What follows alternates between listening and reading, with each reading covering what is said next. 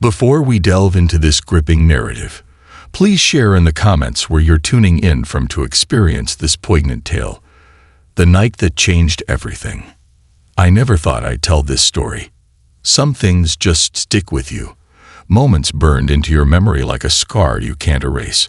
I remember the night as if it were yesterday.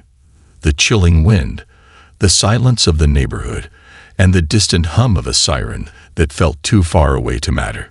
But for a little girl named Emily, that siren couldn't come fast enough. It started like any other evening.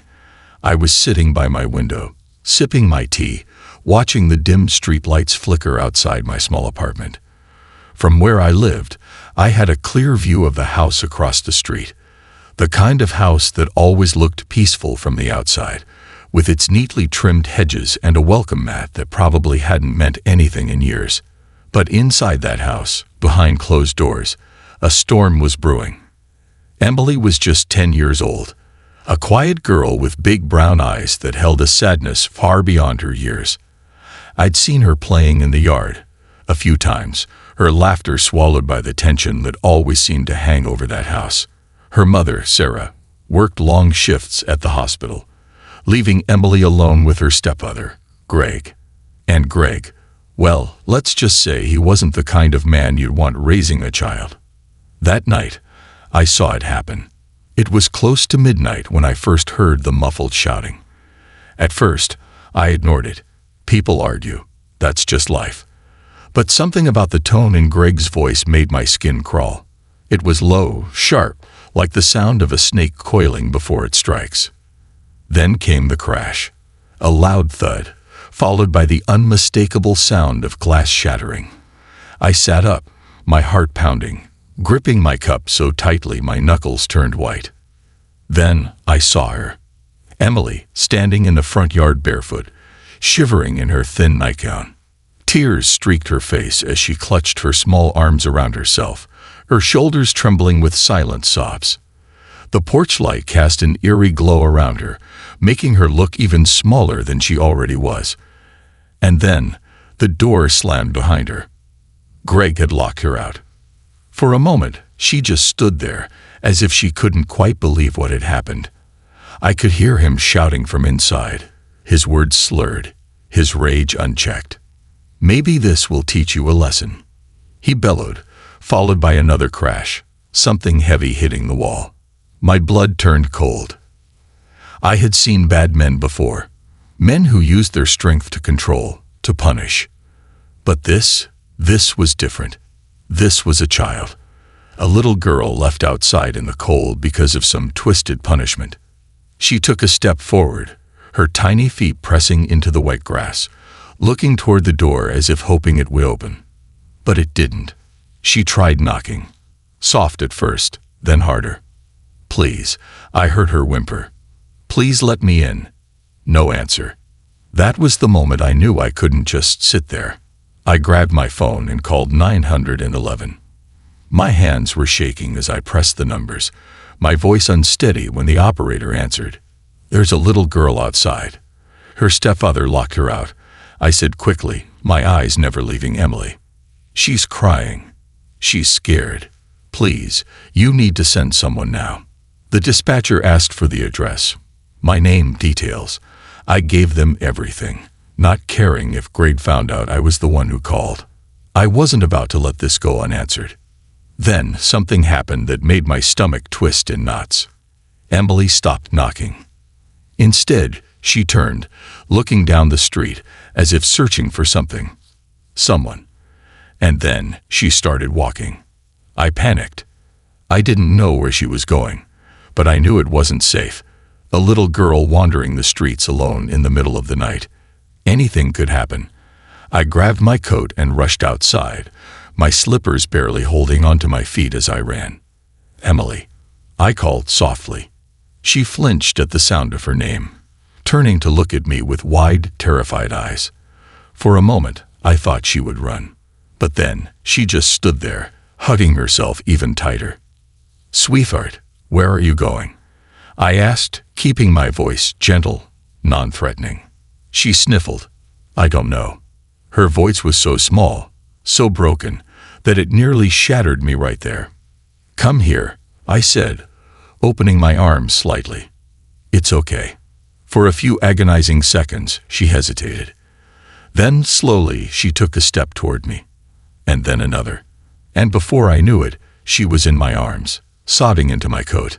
I held her, my heart breaking with every shaky breath she took. "The police are coming, okay?" I whispered. "They're going to help."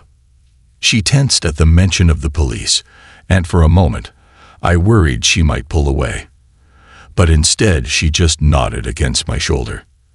And then we waited. The sirens came faster than I expected, red and blue lights flashing against the dark houses like a beacon of hope.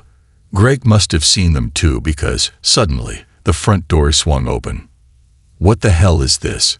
he shouted, stepping onto the porch. I tightened my grip on Emily, stepping back protectively. One of the officers, a tall woman with a firm but kind expression, stepped forward. "Sir, we received a report of a child in distress," she said, her voice carrying an authority that couldn't be ignored. Greg scoffed. "She's fine. Just being dramatic." Emily flinched. That was all the officers needed.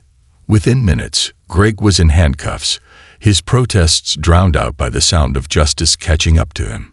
Emily was led to the safety of the police car, wrapped in a warm blanket. And as I stood there, watching it all unfold, I felt something I hadn't in a long time. Hope. Because this was just the beginning. A house with no home. I remember the way the sirens faded into the distance, swallowed by the quiet of the night. The flashing red and blue lights that had once danced across the pavement were now gone, leaving only an eerie stillness in their wake. The street, once the scene of an unthinkable act, had returned to its usual silence, but everything had changed. Greg was gone, hauled away in the back of a police car, his shouts drowned out by the weight of consequences he never thought he'd face. And Emily.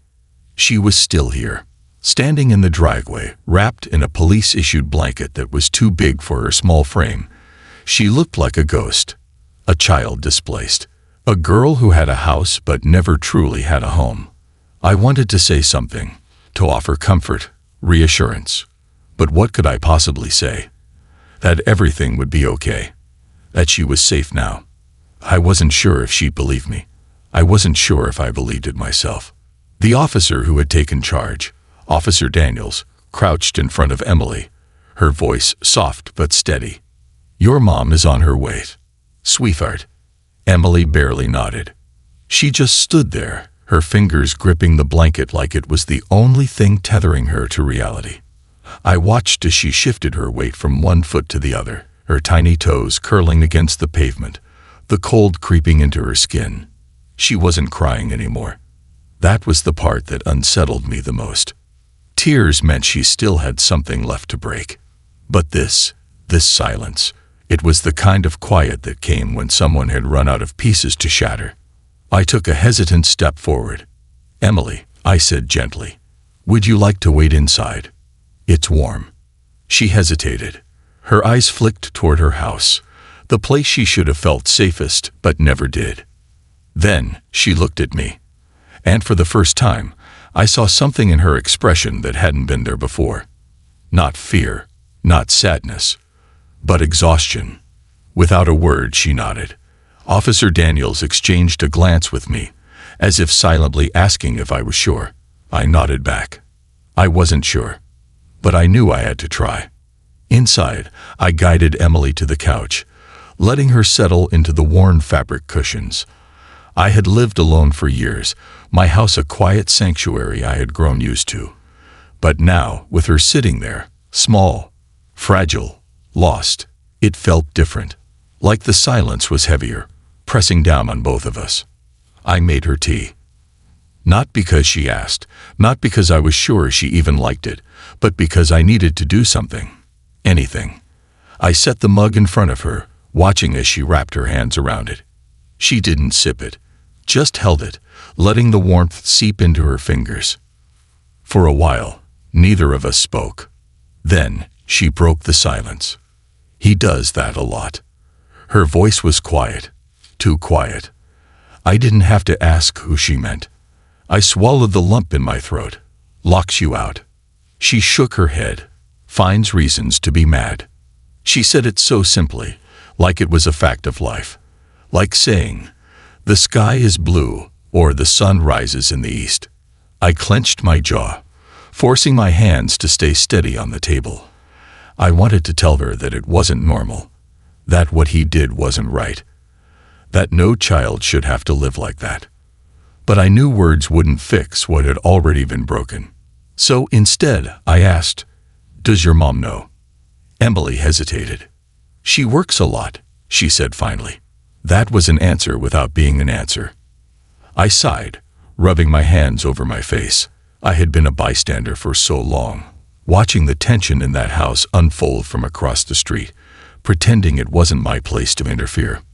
But now there was no pretending. A knock at the door startled us both. Emily tensed, her fingers tightening around the mug.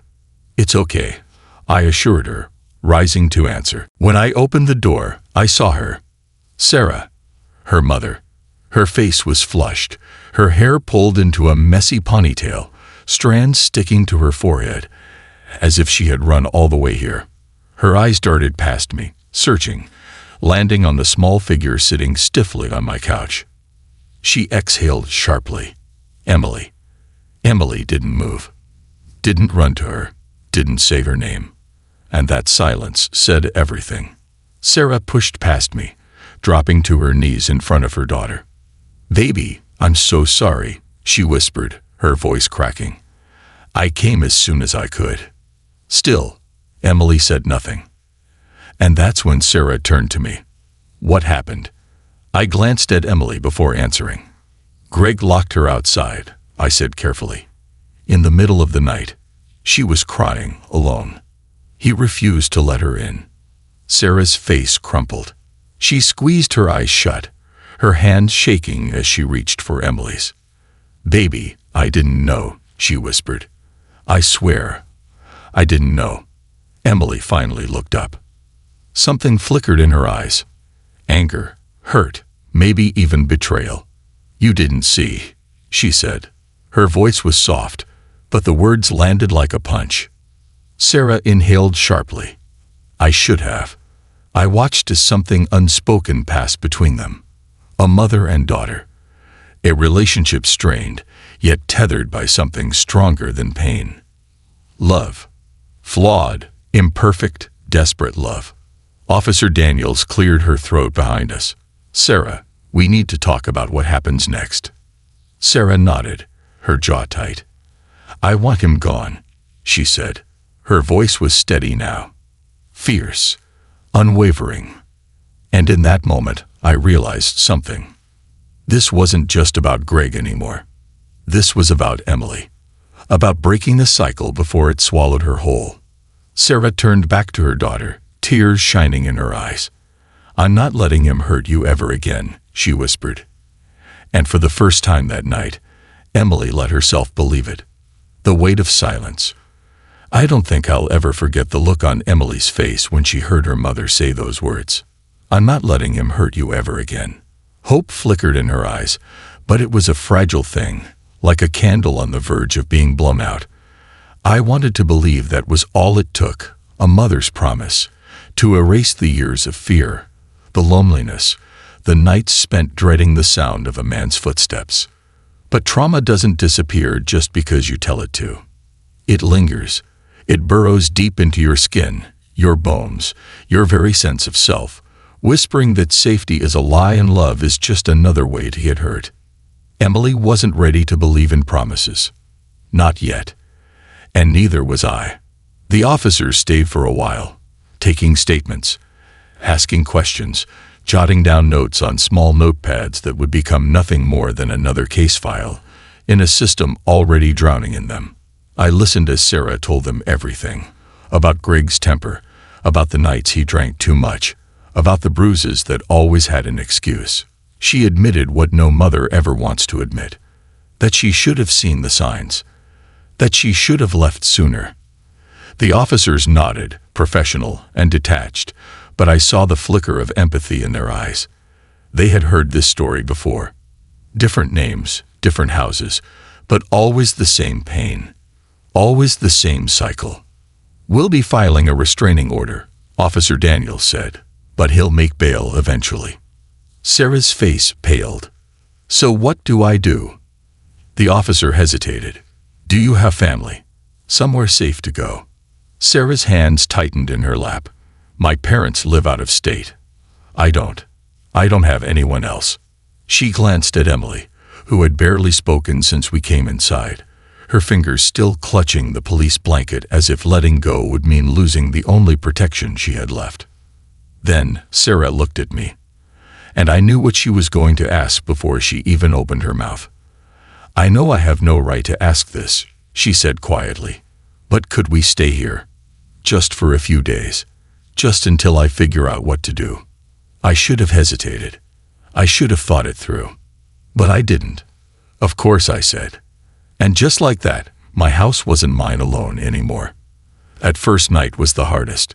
Sarah took the guest room. Emily took the couch, though I left the door to my own room open in case she got scared. I barely slept. I lay awake, listening to the sounds of them breathing in the next room, half expecting Greg to come pounding on my door, half expecting the nightmare to start all over again. But the knock never came. And in the morning, the sun rose just like it always did, painting the sky in shades of gold and pink, as if the world didn't care that everything had changed. I walked into the living room to find Emily already awake, curled up under the blanket, staring at the television. The screen was dark. She wasn't watching anything. Just sitting there, waiting. For what? I wasn't sure. "Morning," I said softly.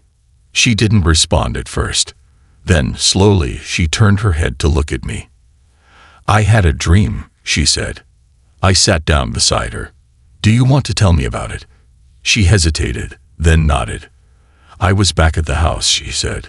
"But it wasn't the same. It was empty. The walls were gone. It was just space. And I was standing there, all alone." She swallowed, her fingers twisting in the fabric of the blanket. Then I heard his voice. "Greg." I didn't need her to say his name to know. "He was calling me," she continued, "saying I was making everything worse. That I was the problem." She looked down, and I believed him. I felt my heart crack right down the middle. "Emily," I said gently, "he was wrong." She didn't say anything, didn't nod, didn't argue. Just sat there, carrying the weight of silence. Sarah woke up a little while later, looking more exhausted than rested. She had dark circles under her eyes, her hair still tangled from sleep, but she smiled when she saw Emily. "Hey, baby," she murmured, sitting beside her daughter. Emily didn't lean into her, didn't shrink away either. That was progress in its own way. Sarah looked at me. "Thank you for everything." I waved it off. "You don't have to thank me." "Yes, I do," she insisted. "I was blind for too long. You saw what I couldn't. And you helped when no one else did." I didn't know how to respond to that, so I just nodded. Then Sarah reached into her bag and pulled something out, a small battered notebook. "I want to show you something," she said, placing it on the coffee table. Emily's eyes flickered with recognition. "My journal," she whispered. Sarah nodded. "I found it while packing some things." I watched as Emily reached for the book with careful fingers, as if she were afraid it might disappear. Slowly, she opened it. And as she turned the pages, I saw the words she had written. Page after page of her own voice. Her fears, her dreams, her pain. It was all there. Emily traced a line with her finger, reading it softly. "Maybe one day, someone will believe me." Her voice cracked. And for the first time in a long time, Sarah reached for her daughter's hand. "I believe you," she whispered. Tears welled in Emily's eyes. She didn't say anything. But this time, she didn't have to. Because for the first time in her life, she wasn't alone. Learning to breathe again. They say when you escape a burning building, the hardest part isn't running out the door. It's learning to breathe again. Because even when you're safe, even when the flames are nothing but dying embers behind you, the smoke lingers in your lungs. It stays with you, creeping into your thoughts, your dreams, your every waking moment. And that's how it was for Emily. She was out of that house. She was safe. But safety doesn't erase fear. It doesn't undo the years she spent waiting for the next explosion, the next outburst, the next moment that would remind her that love, or what she was told was love, could turn on her in an instant. And even here, in my home, with the doors locked and Greg nowhere to be found, she still flinched at sudden noises. She still hesitated before speaking. She still woke up gasping for air in the middle of the night, eyes darting around the room as if she wasn't sure where she was. And worst of all, she still struggled to believe that this quiet, this kindness, this absence of fear was real. It had been 2 days since Sarah and Emily had come to stay with me. 2 days since Greg was arrested. 2 days since Emily had last spoken more than a handful of words at a time. I didn't push her. I knew enough to understand that healing wasn't about forcing someone to open up. It wasn't about demanding them to talk about it, to move on, to forgive and forget. Healing was slow. It was quiet. It was a long walk through the dark, with no guarantee of when, or if, you'd find the light. So instead of asking, I did something else. I made space. I let her sit in silence when she needed to. I made her tea in the mornings without asking if she wanted it. I let her stand in the doorway for minutes at a time before stepping into a room, because I knew she was testing the space, asking herself if she was allowed to be there. And I left my bedroom door open at night, just in case she woke up and needed to know she wasn't alone. It was late in the afternoon when I found her sitting by the window, her knees tucked to her chest. Outside, the sky was painted with the soft hues of a setting sun, casting long shadows over the street below. I sat down beside her, placing a cup of tea next to her without saying a word. She stared at it for a long moment before finally speaking. I used to sit by my window like this at home, she said, her voice barely above a whisper. I stayed quiet, letting her lead the conversation. She exhaled, her fingers tracing patterns on the glass. I used to count the cars that passed by. Sometimes I'd make up stories about where they were going, who was inside, what kind of life they had. She hesitated, then added, I used to wonder what it would be like to be in one of those cars, to just go somewhere else. I felt my throat tighten. I didn't tell her I had seen her do exactly that. Sitting at her window, watching the world move past her, never realizing that she was the one who deserved to move forward. Instead, I asked, where would you go? She blinked, as if she had never considered that before. Then finally she said, somewhere warm. A pause. Somewhere safe. I nodded, swallowing past the lump in my throat. You deserve that. She didn't respond. Not with words, at least. But after a moment, she reached for the cup of tea I had placed beside her. And that was enough. Later that night, Sarah sat across from me at the kitchen table, rubbing her temples. She looked exhausted, not just physically, but emotionally, like someone trying to climb out of quicksand while carrying the weight of her own guilt. The court hearing is in a few days, she murmured. They're giving Greg a chance to contest the restraining order. My stomach twisted. He'll try. She nodded. I know. Her hands clenched into fists on the table. I should have left him years ago. Her voice cracked on the last word, and she covered her face with her hands, shaking her head. What kind of mother lets this happen? I reached across the table, resting a hand over hers. You left, I said firmly. That's what matters. She looked up, her eyes glassy with unused tears. But is it enough? I glanced toward the living room, where Emily was curled up on the couch, finally asleep without the tension that had gripped her for days. She's here, isn't she?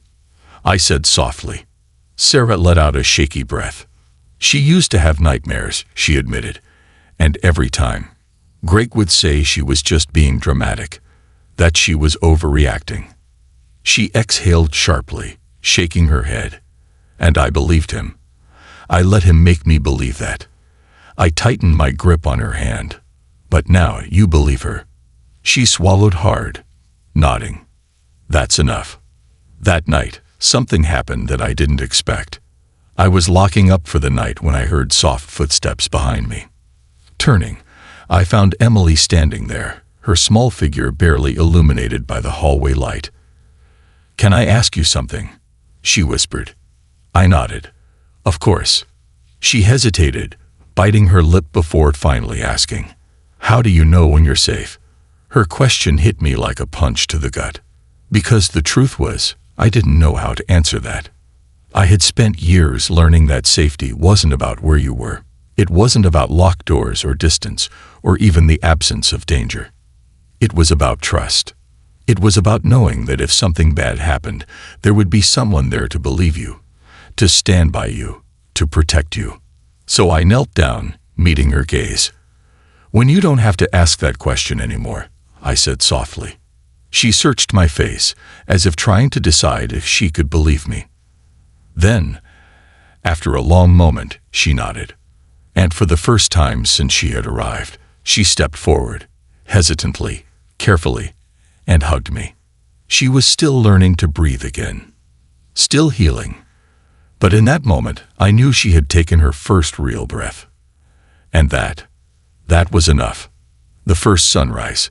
Healing doesn't happen in a single moment. It's not a switch you flip, not a line you cross. It's a series of small, quiet choices.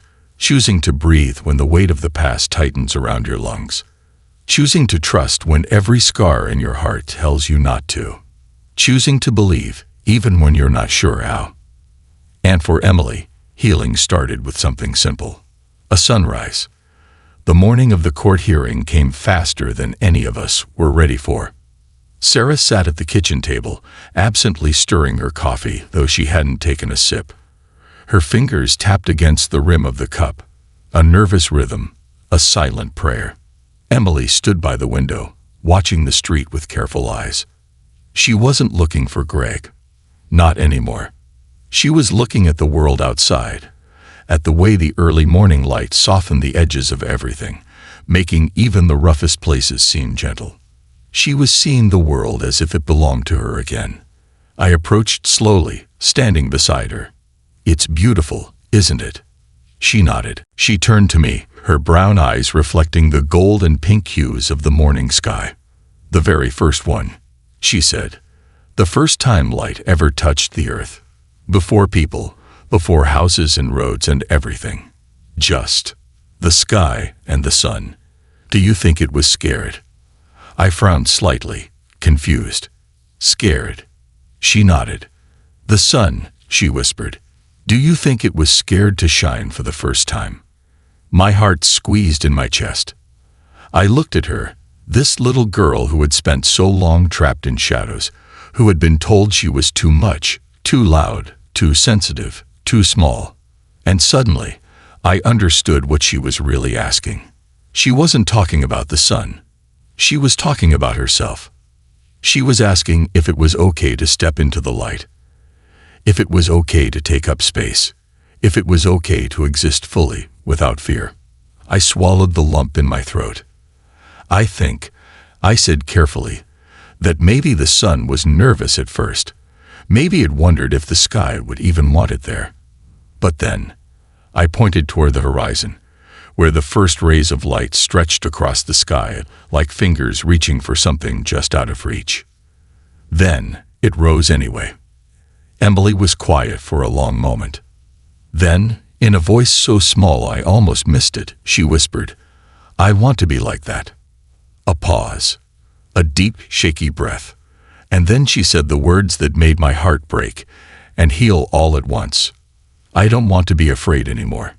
The courthouse was cold, the walls gray, the air thick with unspoken stories.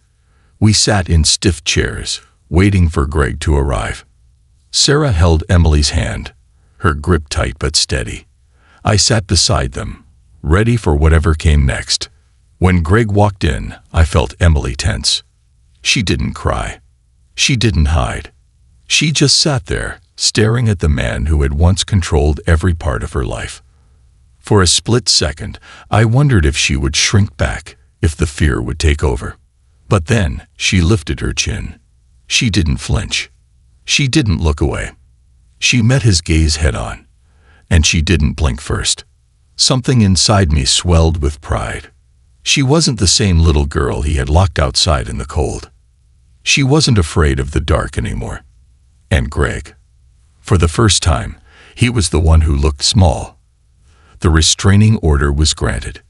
Greg was banned from contacting Emily or Sarah, from coming near them, from ever stepping foot in their lives again. And just like that, the chain he had wrapped around their world was broken. But escaping isn't the same as being free. That takes time. That takes courage. That takes learning to live again. The day they left my house, Emily did something I didn't expect. She walked up to me, arms wrapped around the small backpack she had packed herself, and said, "You saved me." I shook my head. "No, sweetheart, you saved yourself." She hesitated, then said, "But you saw me." She looked up at me, her eyes shining, not with fear, but with something stronger. Hope. You saw me when no one else did. I felt my chest tighten. I knelt down, looking her in the eyes. "I will always see you, Emily. Always." For the first time, she smiled. Not a hesitant, wary smile. A real one. Then, before I could say anything else, she threw her arms around me. I held her tight, memorizing the moment. And as she stepped back, taking Sarah's hand, ready to start a new life. A life without fear. A life that was finally hers. She looked at me one last time and whispered, "I'm going to rise anyway." And just like that, she walked toward the door, toward the light, toward her first real sunrise. The first one she wasn't afraid to see.